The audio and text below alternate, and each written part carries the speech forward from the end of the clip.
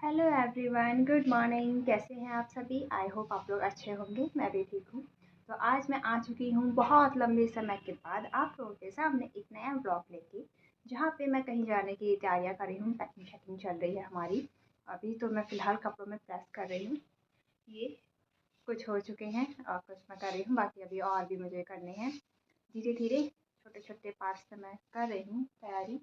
फ़िलहाल हमारे पास अभी कल का और दिन है। आज मैं पैकिंग कर रही हूँ और सूटकेसेस वगैरह हमने निकाल लिए हैं, उनमें अभी कपड़े वगैरह रखने हैं, इसलिए मैं प्रेस कर रही हूँ।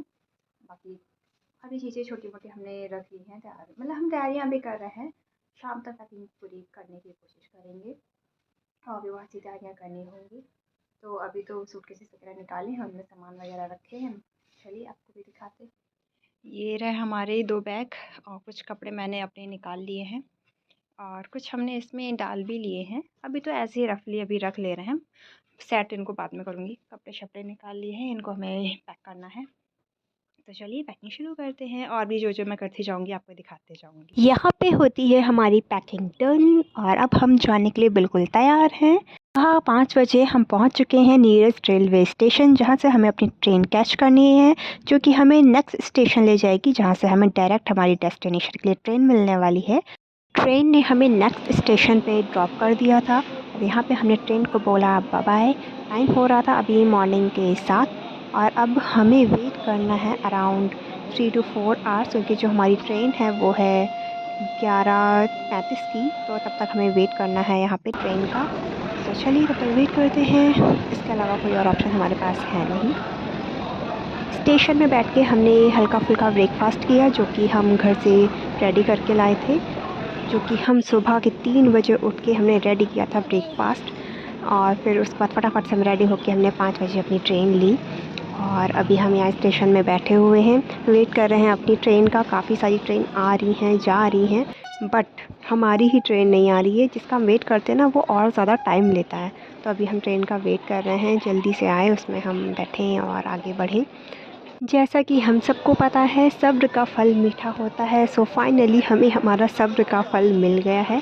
सामने हमारी ट्रेन आ चुकी है धड़धड़ाती हुई और अब हम इसमें जाके बैठने वाले हैं और बढ़ने वाले हैं अपनी डेस्टिनेशन की तरफ। Can't wait. सो चलिए जल्दी जल्दी चलते हैं।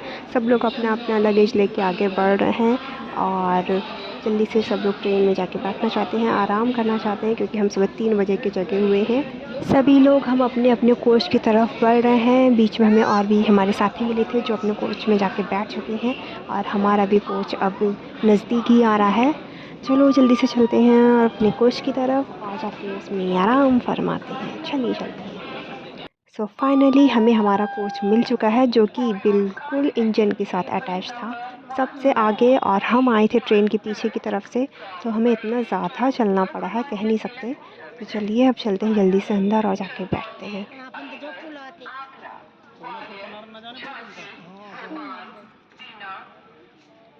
हम लोग अपनी अपनी सीट्स पे जाके सेटल हो चुके थे और आराम फरमाते हुए बाहर के सुंदर सुंदर नज़ारे देखते हुए हम लोग अपनी डेस्टिनेशन की तरफ बढ़ रहे थे। बहुत ही मज़ा आ रहा था। हम अपने जो सफ़र था उसका एंजॉय कर रहे थे, क्योंकि काफ़ी अराउंड 1 ईयर के बाद हम लोग फैमिली ट्रिप पे ही जा रहे थे। तो काफ़ी हम लोग रात 11 बजे सभी लोग सोने की तैयारियों में थे। ये रहा आपके सामने नज़ारा। अब हम अपनी डेस्टिनेशन के काफ़ी करीब आ चुके थे। कुछ ही देर में हमारा स्टेशन आने वाला था। जी हाँ, हम जा रहे हैं मनमाड जंक्शन, उतरने वाले हैं हम आए हैं महाराष्ट्र, शिरडी घूमने वाले हैं हम। यहाँ पे 3 ज्योतिर्लिंग हैं, हम उन सभी के दर्शन करने वाले हैं। तो चलिए साथ में दर्शन करेंगे हम सभी लोग। 12 घंटे का रास्ता हमने 16 घंटे में तय किया और पहुँच गए हैं मनमाड जंक्शन, जैसा कि आप देख रहे हैं। क्योंकि हमारी ट्रेन थी 4 घंटे लेट, इसलिए हमें और ज़्यादा टाइम लग गया। अभी टाइम हो रहा है शाम के 4 और हमने अपनी ट्रेन को बोला बाय बाय। यहाँ से आगे का सफ़र हमें तय करना है बाय ऑटो, हमने बुक किया और अब हम बाय रोड जाने वाले हैं शिरडी। और सुंदर सुंदर नज़ारे देखते हुए, छोटी छोटी पहाड़ियाँ देखते हुए हम बढ़ रहे हैं शिरडी की तरफ। सनसेट व्यू देखते हुए बहुत ही सुंदर लग रहा था। और हम रहते हैं वहाँ से यहाँ का एनवायरनमेंट बहुत अलग था। यहाँ काफ़ी गर्मियाँ हो रही हैं और हमारे यहाँ पे अभी काफ़ी ज़्यादा सर्दियाँ हो रही हैं। तो ऑटो से 2 घंटे का सफ़र तय करने के बाद हम पहुंच चुके हैं हमारे होटल और पहुंचते पहुंचते हमें शाम हो चुकी है। शाम के 6 बज रहे हैं। तो चलिए चलते हैं अंदर, अपना रूम वगैरह देखते हैं। ये है होटल के बाहर का व्यू। अभी हम बैठे हुए हैं वेटिंग रूम में, जहाँ सुंदर सी साईं बाबा जी की सीनरी रखी हुई है और कर रहे हैं अपने रूम्स का रेडी होने का वेट। जल्दी से फ्रेशन अप होके हम लोग निकल जाते हैं अपने होटल से श्री साईं प्रसादालय की ओर, जहाँ पे हम शाम का प्रसाद ग्रहण करने वाले हैं। और जिसकी दूरी हमारे होटल से ज़्यादा नहीं थी, थोड़ी सी ही दूरी पे था, जहाँ हम पहुँच जाते हैं पैदल पैदल। और पहुंच गए हैं हम सामने श्री साईं प्रसादालय। तो चलिए हम चलते हैं और यहाँ पे प्रसाद ग्रहण करते हैं। आज आप देख पा रहे हैं यहाँ पे साईं बाबा जी की काफ़ी बड़ी मूर्ति है, जो कि वहाँ पे वो एक पतीले में खाना बनाते हुए दर्शाए गए हैं। बहुत ही सुंदर मूर्ति है, काफ़ी ऊंची मूर्ति है। सब खाने के टोकन्स लेने के बाद आगे बढ़ते ही साईं मंदिर से लाइव दर्शन कराए जा रहे हैं साईं बाबा जी के टीवी पर, जिसके ही साइड में अन्नपूर्णिमा माँ की मूर्ति स्थापित की गई है। उससे थोड़ा ही आगे बढ़ते हुए राइट हैंड में सभी लोग यहाँ पे हाथ धोते हैं और हाथ धुलने के बाद सभी लोग बढ़ने लगते हैं लाइन से डाइनिंग हॉल की तरफ। वही डाइनिंग हॉल जो कि एशिया का बिगेस्ट डाइनिंग हॉल है, जहाँ पे एक साथ 5,500 लोगों को खाना खिलाया जाता है पर डे। तो चलिए चलते हैं अंदर और हम भी खाना खाते हैं। इस प्रकार से यहाँ पे सभी को खाना सर्व किया जाता है। एक ट्रॉली में बड़े बड़े बर्तन रखे जाते हैं खाना के, और वो सबको सर्व करते हुए जाते हैं। और ये है हमारी आज की थाली, जिसमें 2 प्रकार की सब्जियाँ, दाल, स्वीट चावल और रोटी दी गई है, जो कि बहुत टेस्टी है। मतलब बिल्कुल घर वाली फीलिंग है, बहुत टेस्टी होता है यहाँ का खाना, बहुत अच्छा लगता है। खाने के बाद हम निकल जाते हैं होटल के लिए, क्योंकि हमें जल्दी सोना है, सुबह जल्दी उठ के तैयार होना है और हमें जाना है एक ज्योतिर्लिंग के दर्शन के लिए। तो वो मैं आपको कल ही बताऊंगी हम किस ज्योतिर्लिंग के दर्शन करने जा रहे हैं। सुबह सुबह 5 बजे हम तैयार हो जाते हैं और 5:45 बजे हमारी बस हमें पिक कर लेती है और हम सभी लोग निकल जाते हैं पुणे की ओर। अब आप लोग अपना थोड़ा सा दिमाग लगाइए कि हम लोग किस ज्योतिर्लिंग के दर्शन के लिए जा रहे हैं। गैस करिए आप लोग और मुझे कमेंट्स में बताइए कहाँ हम जा रहे हैं। और सुंदर सुंदर नज़ारे देखते हुए, पहाड़ों को देखते हुए, सुंदर सुंदर फूलों को देखते हुए रास्ते को हम तय करते हैं और अपनी जो मंजिल है उसके करीब हम जाते जा रहे हैं धीरे धीरे। काफ़ी लंबा रास्ता था ये, करीब शायद 4 घंटे लगे हमें यहाँ पहुँचने में। बहुत ही लंबा रास्ता था, हम थक भी गए थे, लेकिन हम एक्साइटेड भी थे क्योंकि हमें शिव जी के दर्शन भी करने को मिल रहे थे। बहुत हम उस टाइम खुश नसीब समझ रहे थे खुद को कि हमें शिव जी के दर्शन करने को मिल रहे हैं। ज्योतिर्लिंग हैं जो कि यहाँ के, उनके हम दर्शन कर पा रहे हैं। ये हमारा सौभाग्य है, हमें शिव जी ने यहाँ पे बुलाया अपने दर्शन के लिए। तो हम सब लोग बहुत खुश थे कि हम दर्शन करने वाले हैं। तो चलिए सभी लोग मिलकर दर्शन करते हैं और इन नज़ारों को एंजॉय करते हैं।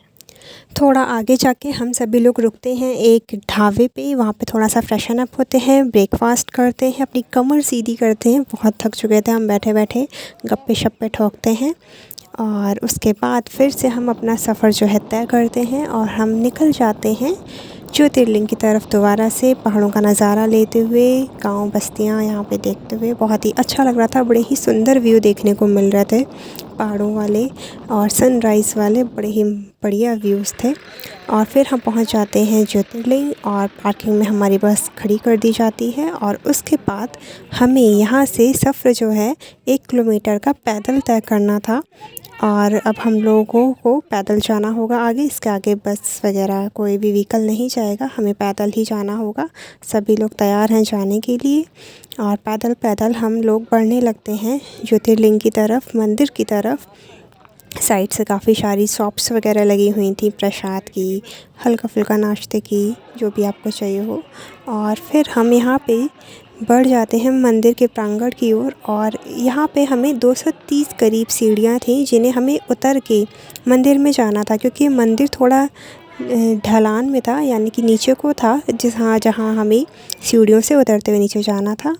वहीं पे हमें देखने को मिलते हैं एक अंकल जो कि कह रहे थे वो असली रुद्राक्ष दे रहे हैं, जो कि टहनी में लगी हुई थी, अब असली थी वो ये कह रहे हैं।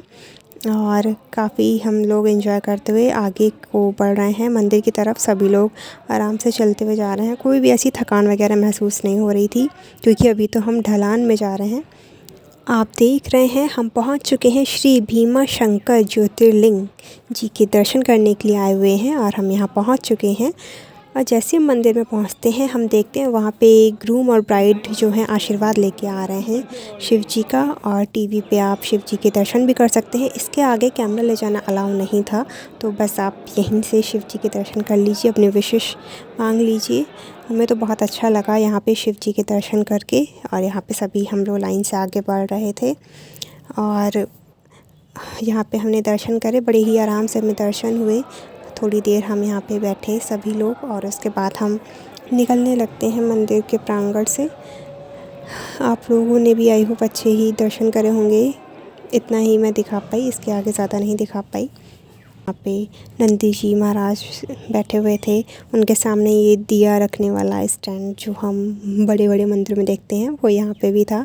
इसमें रात पे दिया जलाई जाती होंगी, मुझे नाम नहीं पता सॉरी, पर ये बहुत ही सुंदर लगता होगा, इतना मैं इमेजिन कर सकती थी। और ये है मंदिर का व्यू, पीछे से कुछ इस तरीके से दिखता है मंदिर। मंदिर बहुत ही सुंदर था, पत्थर की नक्काशी पे बना हुआ था, कुछ ग्रेइश उसमें शेड में, बहुत ही सुंदर लग रहा था मंदिर। वहाँ मंदिर के बाहर एक कुआं भी था। मंदिर से बाहर निकलने के बाद हम यहाँ पे शॉप पे रुकते हैं। यहाँ पे पीतल के काफ़ी सारे मूर्तियाँ वगैरह बिक रही थी, भगवान जी की, शिव जी की, कृष्ण जी की, और भी पूजा से रिलेटेड चीज़ें यहाँ पे बिक रही थी।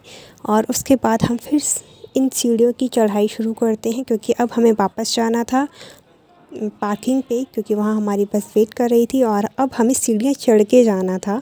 तो अब थोड़ा सा थकान सी लग रही थी, हम सीढ़ियाँ चढ़ते चढ़ते थोड़ा थक रहे थे। 230 सीढ़ियाँ जो कि मैंने आपको बताई थी, तो धीरे धीरे हम लोग चढ़ाई करते हैं। वहीं रास्ते में हमें एक अंकल मिलते हैं जो एक बहुत ही अनोखा सा इंस्ट्रूमेंट उन्होंने खुद बनाया था, और वो उसमें इंस्ट्रूमेंट बजा रहे थे और सॉन्ग मतलब भजन गा रहे थे। और उसके बाद हम पहुंच जाते हैं पार्किंग में।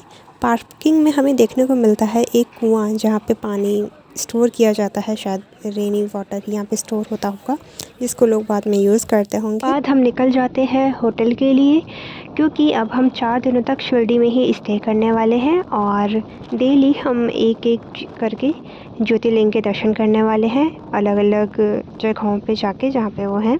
और इसी के साथ अब मैं वीडियो को यहाँ पे एंड करती हूँ, और आई होप आप लोगों ने वीडियो को एंजॉय किया होगा। सो खूब सारा प्यार दिखाएं, do like share and subscribe to my channel, क्योंकि अगले 4-5 दिनों तक आपको नए नए व्लॉग्स देखने को मिलेंगे, और हम आपको ऐसे ही ज्योतिर्लिंग के दर्शन कराने वाले हैं। तो मेरे साथ कनेक्टेड रहिए। Thanks for watching, bye bye.